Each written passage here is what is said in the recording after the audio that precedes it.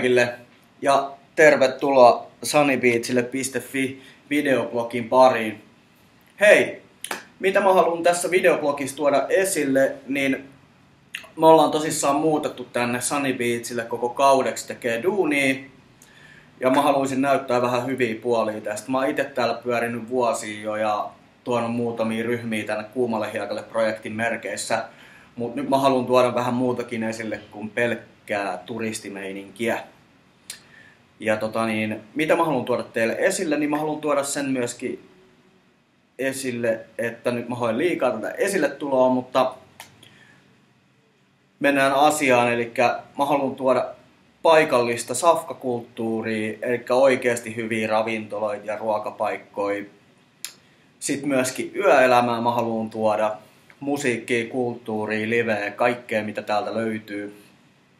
Ja sitten mä haluan myöskin vähän kaikkea harrastuksia, aktiviteetteja, mitä täällä voi tehdä, että jos haluaa vaikka itse muuttaa tänne koko kaudeksi, niin kuin mekin. Sen verran voin kertoa tosissaan, että täällä on tosi halpaa. Että niin kun tuommoisen peruskaksion saa todella edullisesti koko kaudeksi. 2 tonnilla saa koko kaudeksi tommosen melko luksuskämpän. Pistän siitä myöhemmin vähän esittelyyn. Mekin asutaan ihan uudessa asunnossa ja siinä on omat uima-altaat YMS. Eli ei tarvitse niinku siitä tinkiä niinku laadun suhteen. Mut hei!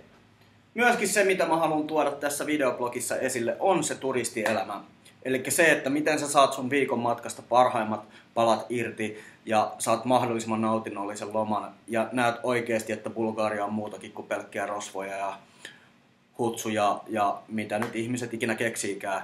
Mutta mä yritän näyttää teille ne parhaat palat, miten te saatte just siitä viikon matkasta kaiken irti. Meillä on täällä oma toimisto nimeltä sunnybeachille.fi, mikä palvelee teitä, jos te tuutte lomille. Ja kannattaa myöskin tilata meidän kanava Sunny Beachille, niin näette ajankohtaisesti, mitä kaikkea me keksitään ja julkaistaan videolla. Mulla tulee myöskin olemaan aika paljon vieraita tämän kesän aikana julkisuudesta, ketä tulee vierailemaan täällä mun kanssa. Ja otetaan vähän erilaisia spotteja heidän kanssa myöskin, ja hekin kertoo sitten omia kokemuksia tässä videoblogissa. Mutta nyt mä sanon kiitoksia teille, että kaikki katsoitte tämän ensimmäisen jakson.